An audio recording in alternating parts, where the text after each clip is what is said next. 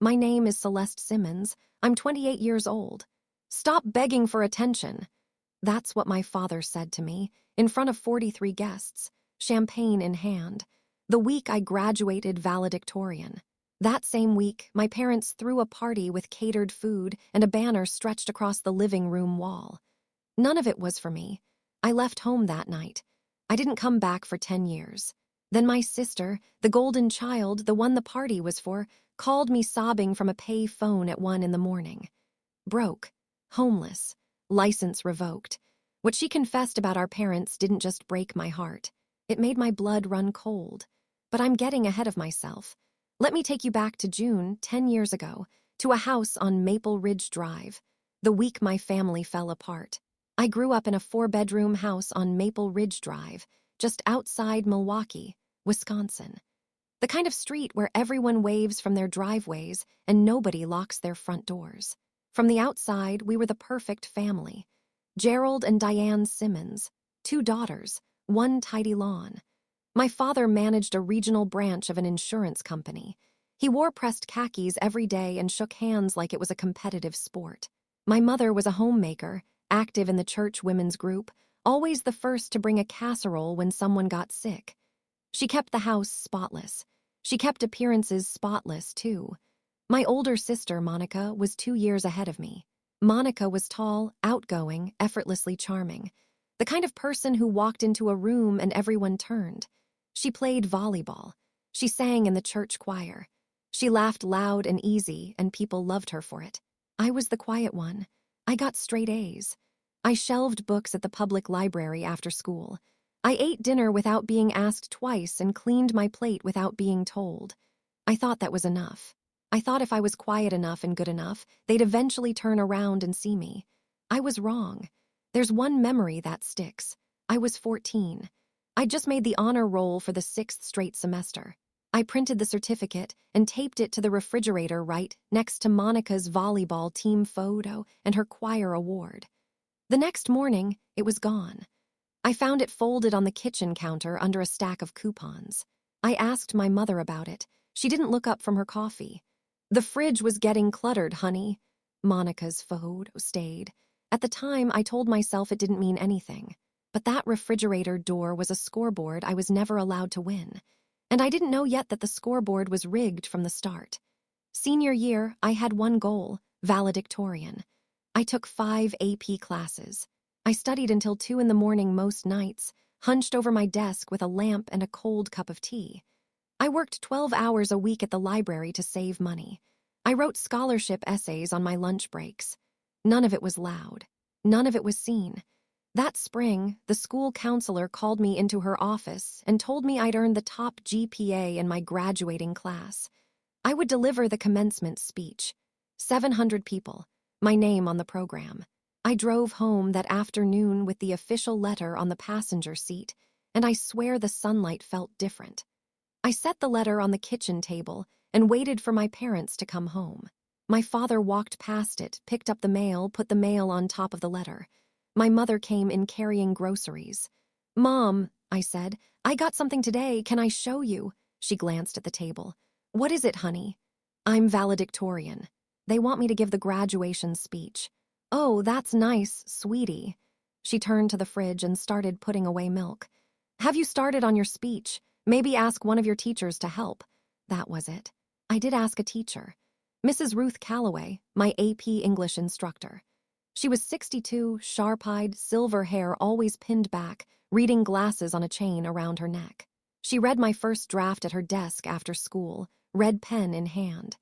When she finished, she set the pen down, looked at me over those glasses, and wrote one line at the bottom of the page in neat cursive. "I'm proud of you. Remember this feeling." That line from Mrs. Calloway, I would need it more than I ever imagined. Graduation week started on a Tuesday. That was the day the official valedictorian letter arrived by certified mail. Heavy cream envelope.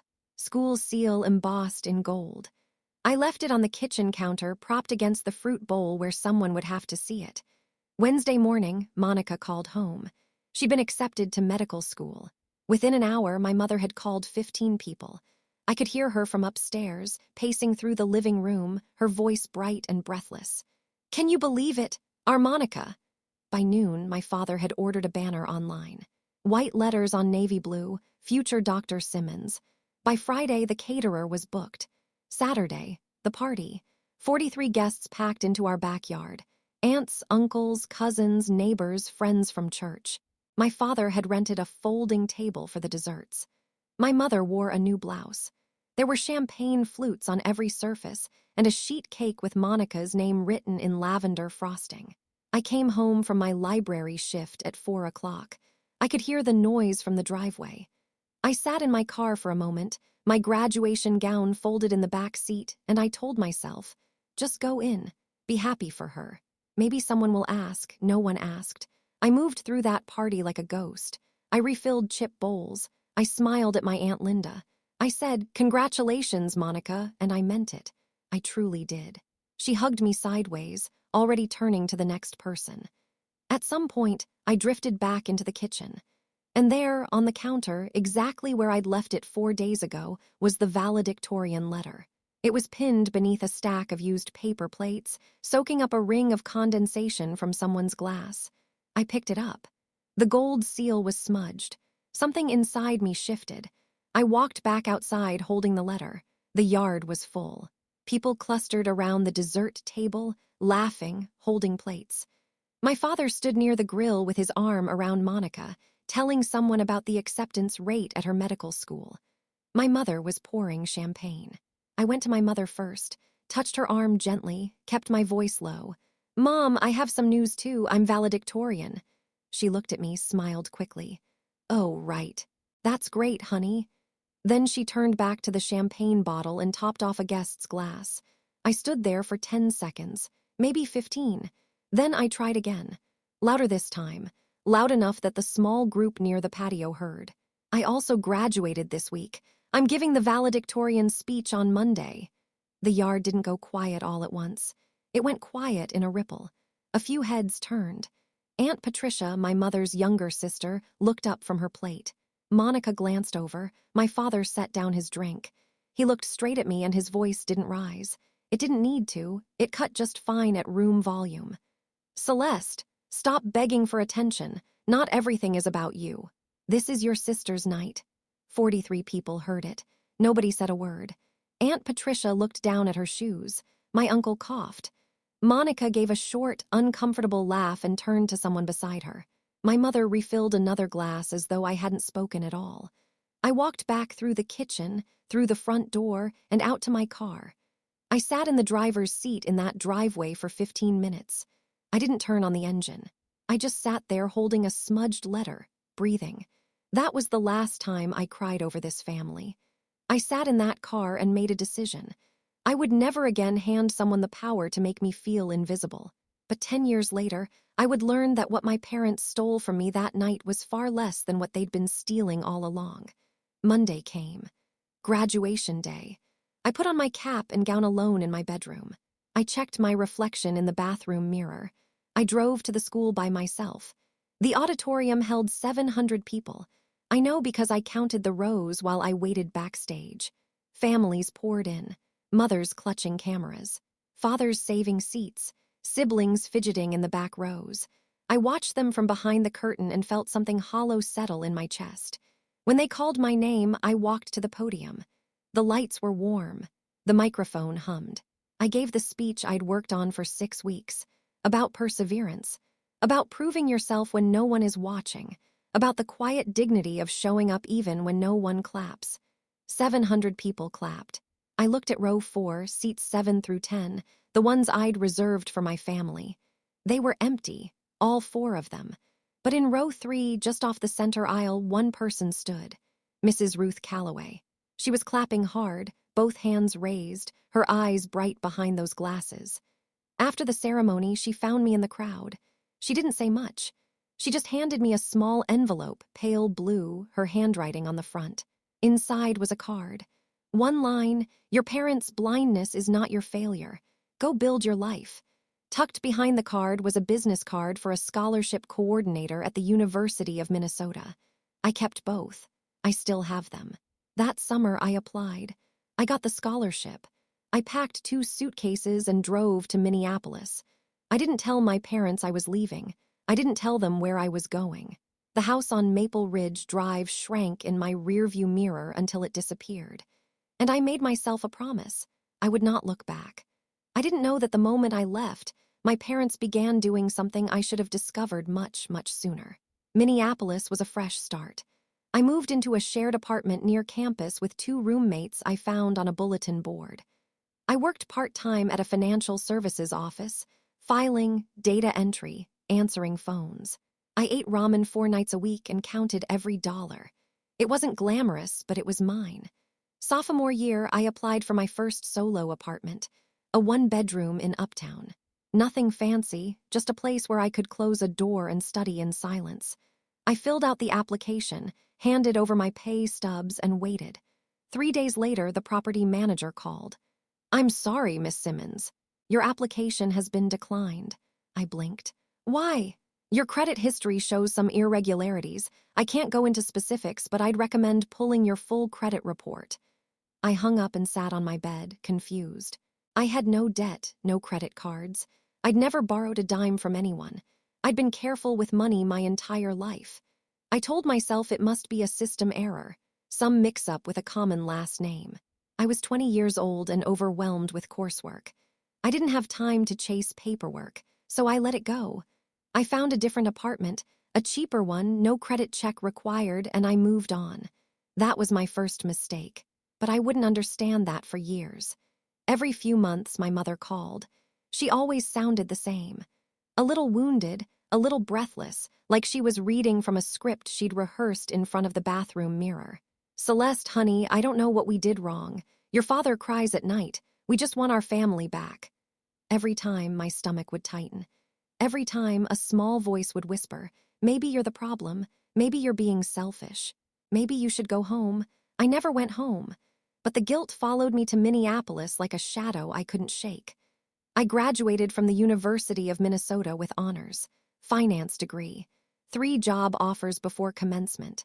I took the best one, a junior analyst position at a mid-size financial consulting firm downtown. Within 2 years, I'd been promoted. Within 4, I was a senior financial analyst, reporting directly to the managing partner. My boss, Margaret Thornton, was early 50s, no nonsense, the kind of woman who wore reading glasses on a silver chain and remembered every number she'd ever seen. She pulled me into her office one morning.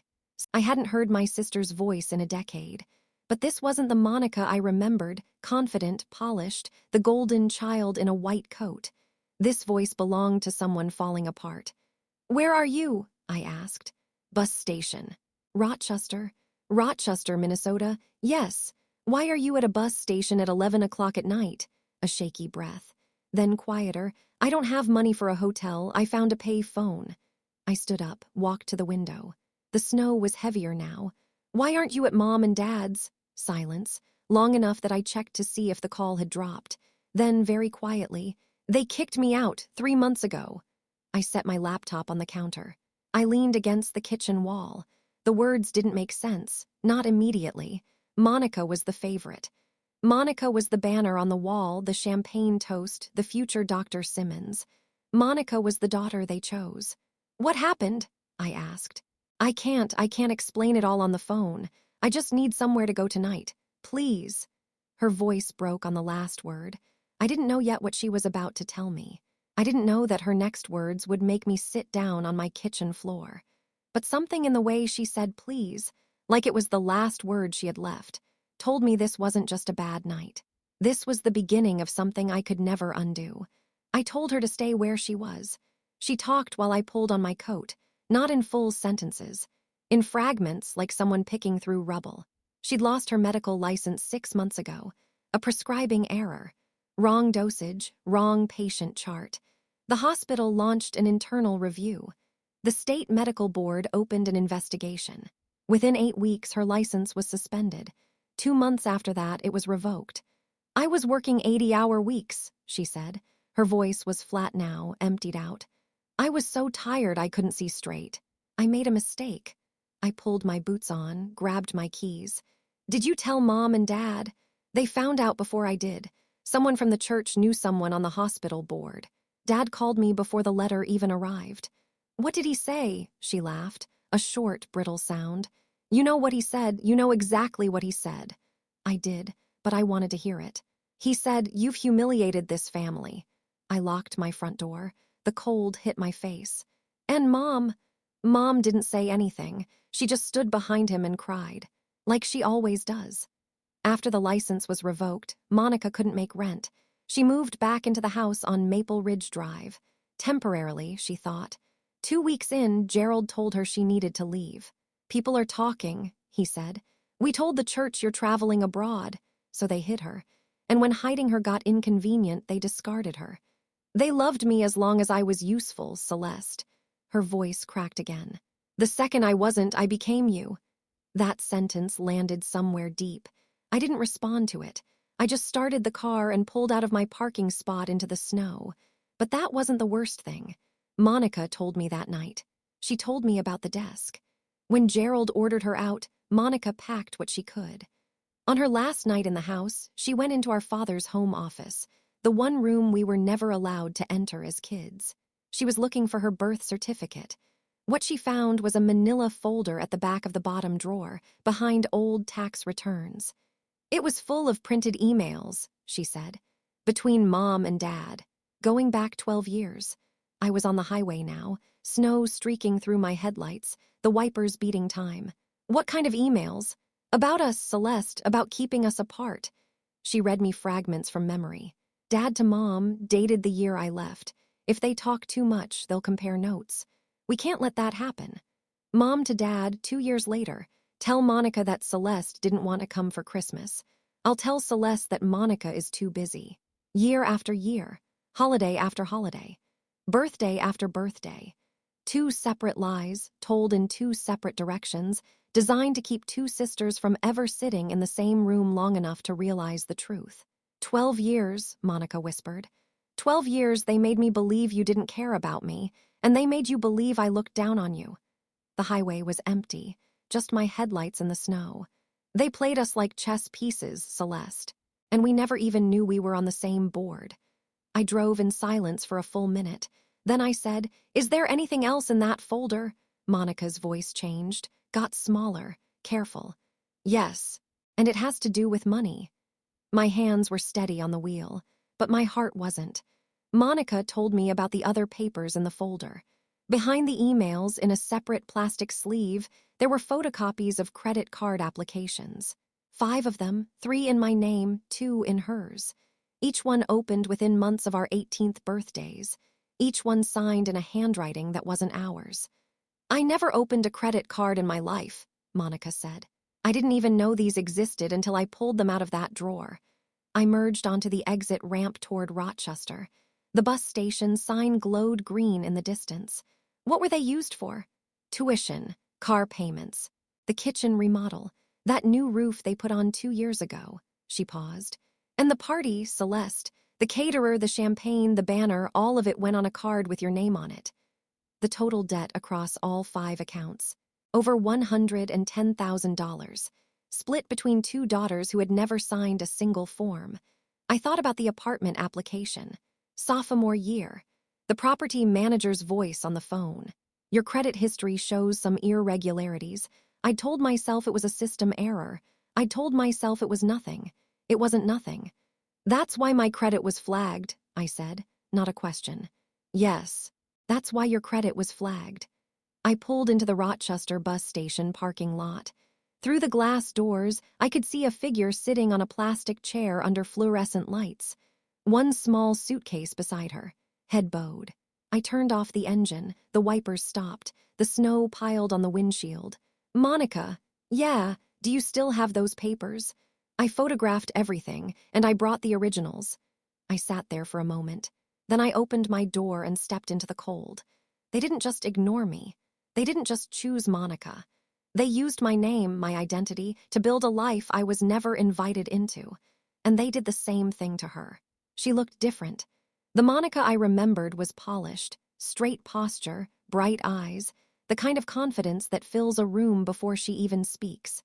The woman sitting on that plastic chair was 15 pounds lighter, hollow-cheeked, wearing a coat that was too thin for February in Minnesota. Her hair was pulled back in a knot that looked like it hadn't been redone in days. She stood up when she saw me. We looked at each other across the fluorescent waiting room. 10 years. 10 years of silence built on lies neither of us chose. I didn't hug her. I wasn't ready for that, but I held the door open. "Get in the car." She picked up her suitcase. It was small, the kind you'd pack for a weekend trip, not for the rest of your life. She walked past me and I smelled stale coffee and bus exhaust. We drove in silence for the first 5 minutes. I kept my eyes on the road. She kept hers on the window. Then very quietly she said it. "I'm sorry about the party, Celeste." I should have said something. I didn't respond right away. I let the words sit between us. The highway hummed beneath the tires. "You're staying at my place," I said. "As long as you need." She nodded. Her eyes were wet, but she didn't cry. "Not yet, but tomorrow morning we're calling a lawyer." "A lawyer? What they did isn't just wrong, Monica. It's a crime. And if we want those accounts off our names, we have to report it." She pressed her forehead against the window. The snow was slowing down. "They're our parents," she whispered. "I know." I didn't say anything else. I didn't need to. She understood. The folder sat in her suitcase in the back seat. Those papers, those forged signatures and stolen names, were about to change everything. And our parents had no idea they still existed. The next morning, I sat at my kitchen table with my laptop open and Monica in the chair beside me. I pulled my full credit report, all 3 bureaus, Equifax, Experian, TransUnion. It took 4 minutes to load. Those 4 minutes were the longest of my life. 3 accounts I'd never opened. 3 credit cards, each with a Milwaukee billing address. The house on Maple Ridge Drive, opened in August 10 years ago, the same month I left for Minneapolis. Total outstanding balance under my name, $67,000. The contact phone number on every application was my mother's cell. Monica ran hers next. 2 accounts, $48,000, same address, same phone number, same forged signatures. I stared at the screen. $67,000. A number that had been sitting on my name for a decade while I lived on ramen and worked double shifts and got turned down for apartments I should have qualified for. "I need to make a call," I said. A colleague at the firm had once mentioned a lawyer who handled fraud cases. I found his card in my desk drawer. James Whitford, attorney at law, specializing in consumer fraud and identity theft. I called at 9 sharp. His assistant put me through in under a minute. I laid out the facts. The accounts, the forged signatures, the timeline. I kept my voice even. I gave him the numbers. When I finished, there was a pause, 3 seconds of silence. Then James Whitford said, very carefully, "This is federal. This is identity theft under 18 U.S.C. Section 1028. Each forged application is a separate count." I looked at Monica. She was gripping her coffee mug with both hands, her knuckles white. Whitford's next words were the ones I wasn't ready for. "If you want these debts removed from your credit, are you accusing me? After everything I've done for you, I raised you, Celeste. I fed you. I drove you to school every morning. And now you're calling me a thief." "I'm not accusing you, Mom, I'm asking. And you haven't said no." I could hear her breathing fast, shallow. Then the tears started.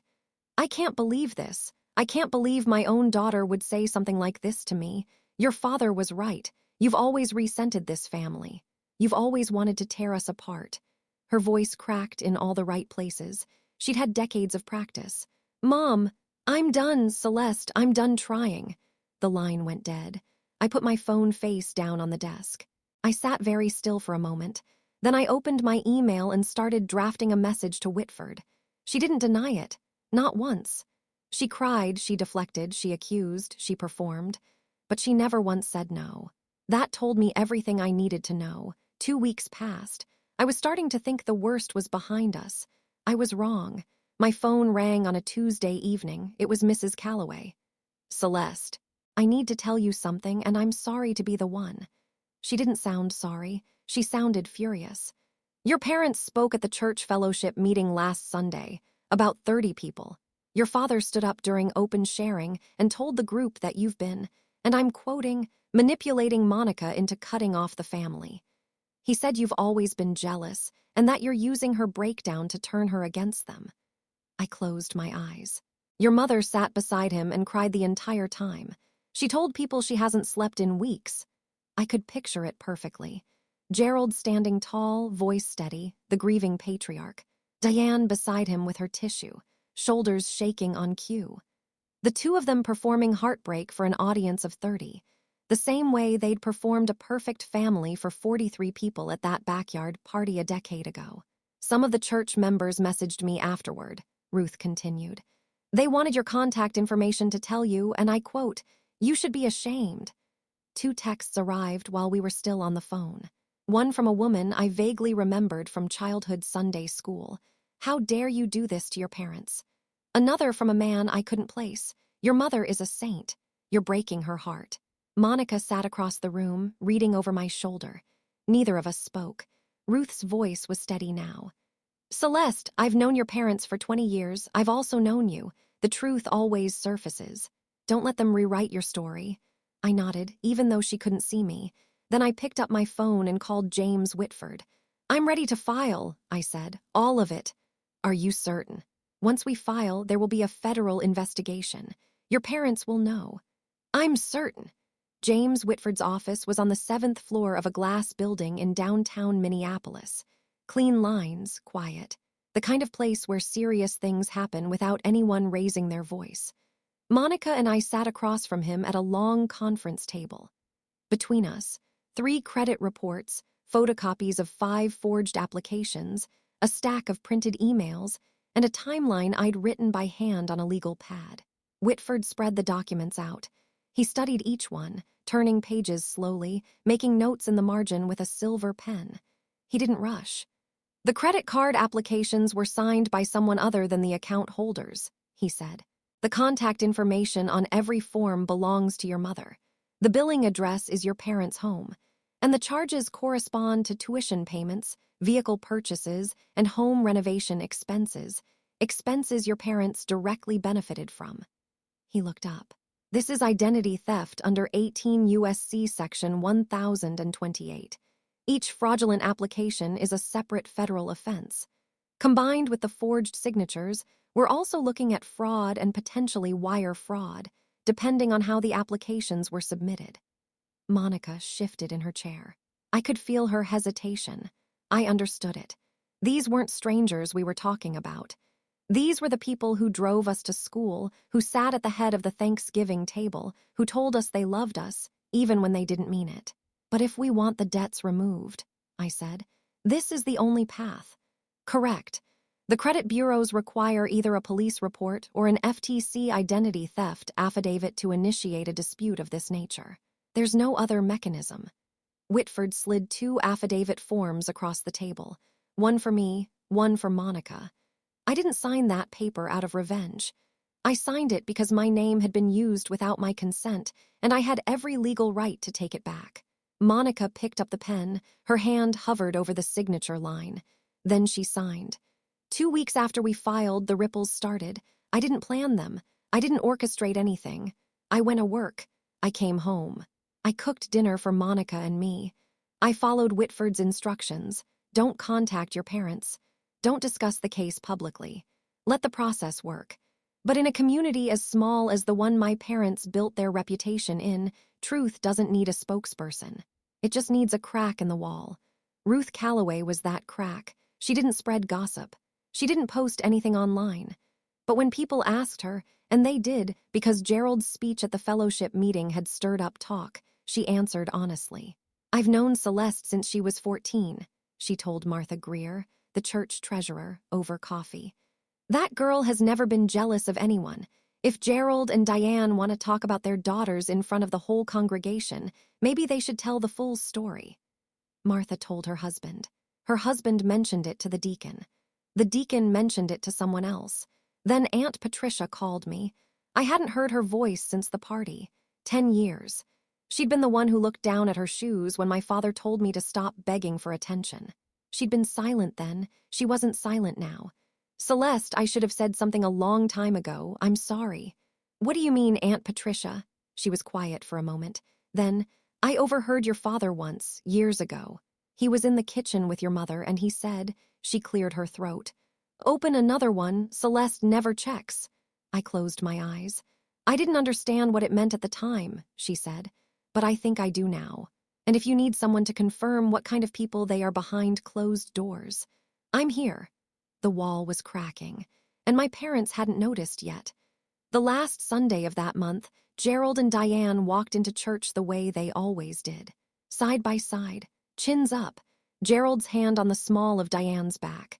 They took their usual seats in the front row. But this time, the seats around them stayed empty. People filed in, nodded politely, sat 2 rows back, 3 rows back. Nobody chose the spot next to Gerald. Nobody leaned over to ask Diane how she was doing. The fellowship that had once revolved around them quietly rearranged itself, not with hostility, with distance. The pastor, Reverend Alan Marsh, didn't name anyone. He never did. But his sermon that morning was about truth, accountability, and the sacred trust between parents and children. He quoted Proverbs. He spoke about the weight of deception carried inside a household. He looked out over the congregation and said, "A family built on secrecy will eventually be undone by the very secrets it keeps." Gerald stared straight ahead. His jaw was tight. Diane pressed a tissue to her face. After the service, 3 couples, longtime friends, people who had been at the backyard party 10 years ago, approached Gerald near the parking lot. Howard and Jean Dempsey. Frank and Louise Cole. The mayors. Howard spoke first. His voice was low but direct. "Gerald, we need to ask you something. Is it true you opened..." Then they decide that's their choice now, not ours. It took 3 weeks. Whitford called on a Friday afternoon. I was at my desk mid-report when his name flashed on my screen. "They've retained counsel," he said. "Their attorney reached out this morning. They want to negotiate." I leaned back in my chair. Through the window, the first green of spring was starting to push through the Minneapolis skyline. What are they offering? Full acknowledgement of the fraudulent accounts. Restitution of all outstanding balances, $115,000, including accrued interest, paid through a structured repayment plan. In exchange, they're requesting that you and Monica support a plea agreement rather than pushing for full federal prosecution. What does the plea look like?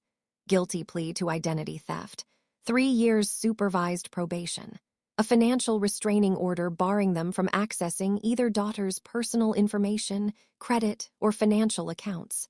No prison time. I thought about it. Not for long. Monica and I didn't file this to put them in prison.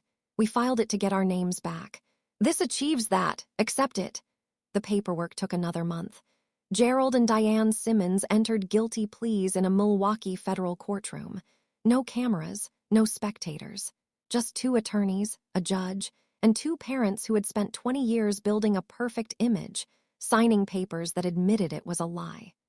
The credit bureaus removed all 5 fraudulent accounts within 60 days. My credit score climbed 190 points in 6 months. For the first time in my adult life, my financial identity was actually mine. I called the property management company in Uptown, the one that had turned me down 7 years earlier. I wasn't looking for an apartment.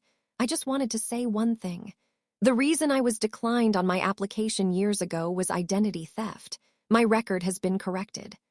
The woman on the phone paused. "I'm sorry that happened to you, ma'am." I didn't ask for my name back out of revenge. I asked because it was mine. That was always enough. News doesn't travel fast in a community like the one my parents built their lives around. It travels slow, through glances, through silences, through the things people stopped saying. Nobody in the church congregation held a meeting. Nobody made an announcement. But within weeks of the plea, the quiet rearrangement that had started on that Sunday morning became permanent. Gerald and Diane stopped attending services. Not because they were asked to leave. Reverend Marsh would never do that. But because the space they'd occupied for 25 years no longer felt like theirs. The front row seats stayed empty for 3 weeks before someone else filled them. Their friends, the Dempseys, the Coles, the Mayers, stopped calling. Not out of cruelty, out of embarrassment. "We believed them," Jean Dempsey told Aunt Patricia. "For 10 years, we believed every word." Patricia kept me informed. Short phone calls once a week. She didn't editorialize. She just told me what she saw. "Your father put the house on the market," she said one evening in late spring. "They're using the equity for the restitution payments. They're moving into a 2-bedroom rental on the south side." I sat with that for a moment. The house on Maple Ridge Drive, the tidy lawn, the refrigerator with Monica's photos and my vanished honor roll certificate. "How is he?" I asked.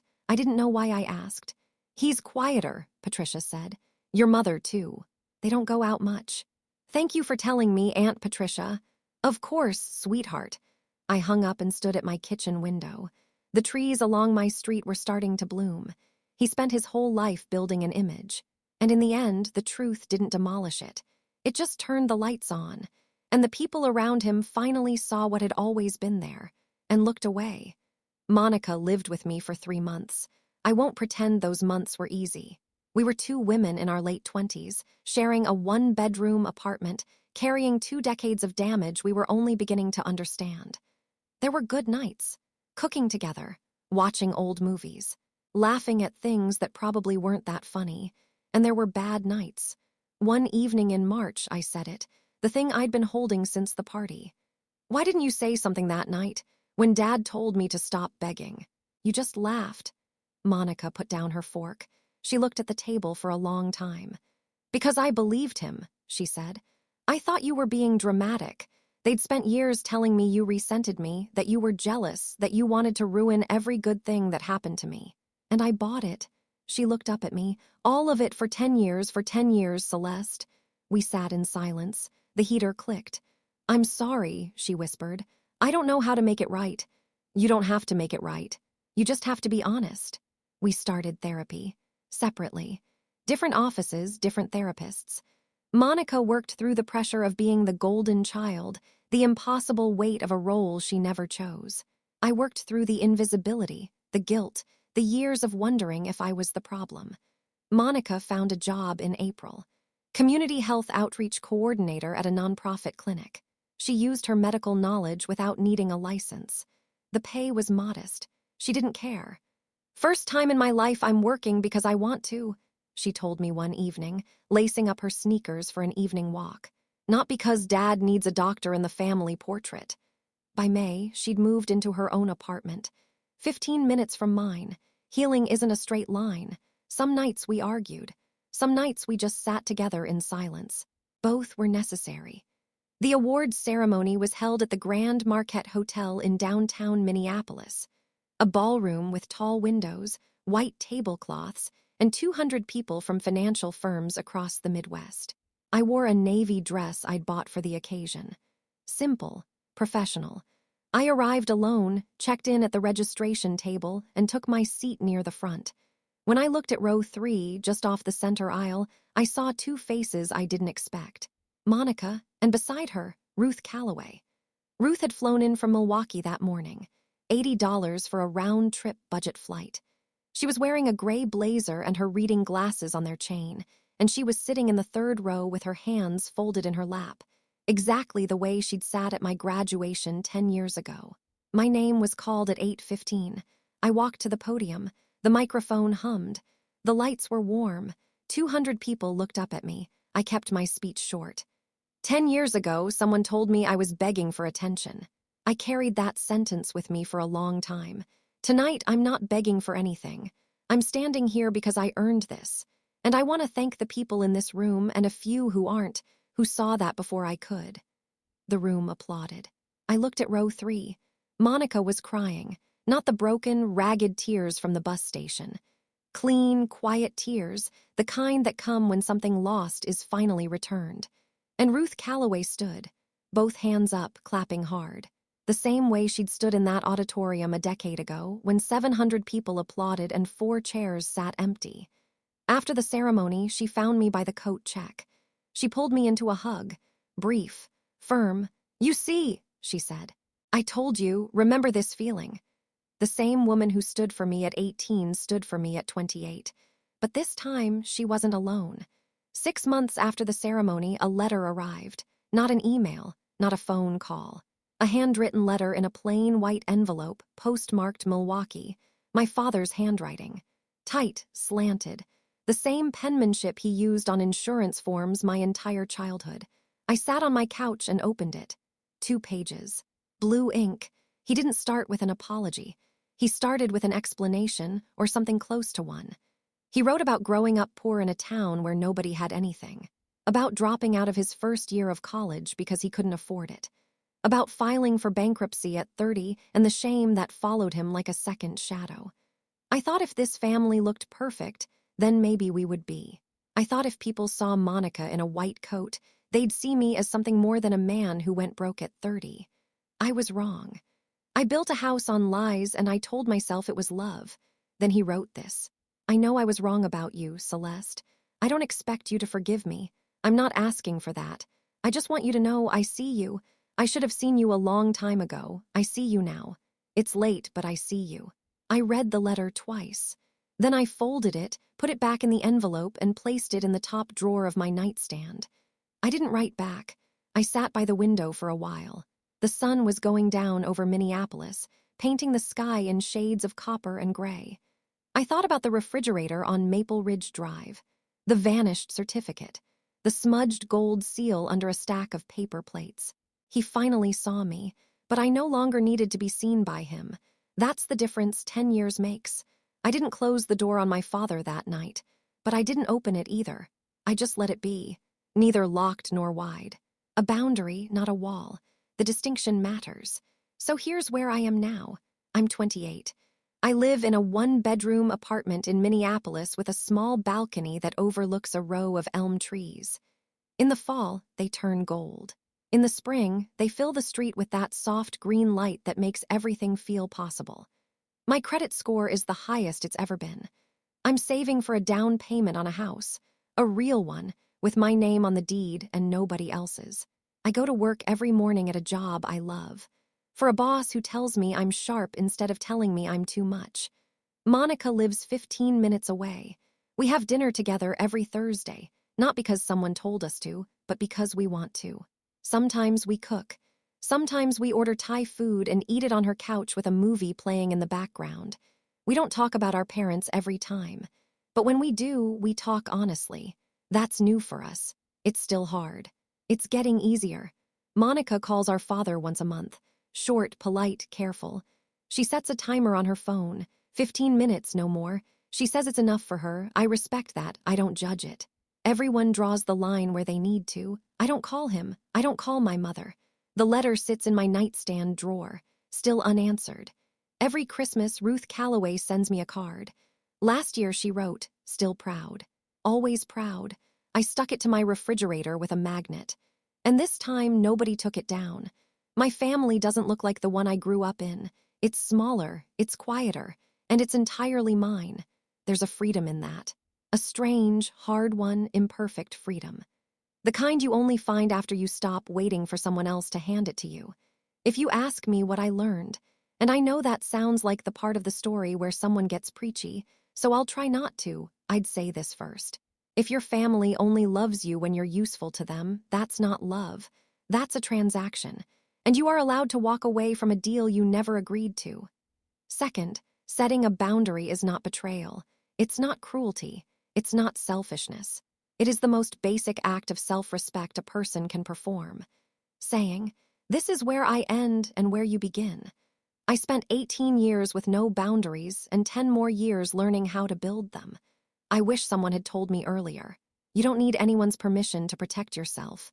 Third, if you graduate top of your class and nobody throws you a party, throw your own, buy yourself a cake. Light a candle, sit with it. You earned that moment, and no one else's silence can take it from you. Fourth, and this is the one that took me the longest to understand. If someone tells you stop begging for attention when you're sharing something you're proud of, the problem is not that you're too much. The problem is that they are offering too little. And that gap is not yours to fix. I'm not telling you what to do with your family. I don't know your story. I don't know your parents, your siblings, your history. But I know this. The people who are supposed to love you should not be the ones who make you feel invisible. And if they do, you are not obligated to stay in the room. Setting a boundary is not abandoning your family. It's refusing to abandon yourself. That's what I learned the hard way over 10 years. And I'd do it all again. I started this story with a girl, 18 years old, sitting in a parked car in her parents' driveway, holding a smudged letter, crying in the dark, while 43 people laughed and clinked glasses in the backyard behind her. I'm 28 now. I don't cry over them anymore, not because I don't feel anything. I feel everything. I feel the weight of what was lost and the relief of what was found. But I've learned the difference between tears that heal you and tears that keep you small. I don't waste mine on people who never earned them. My father told me I was begging for attention. He was wrong. I wasn't begging for attention. I was asking to be seen by the people who were supposed to see me first. And when they refused, I learned to see myself. That's not a Hollywood ending. There's no dramatic courtroom scene, no tearful family reunion on a porch somewhere. Some stories don't end with a hug.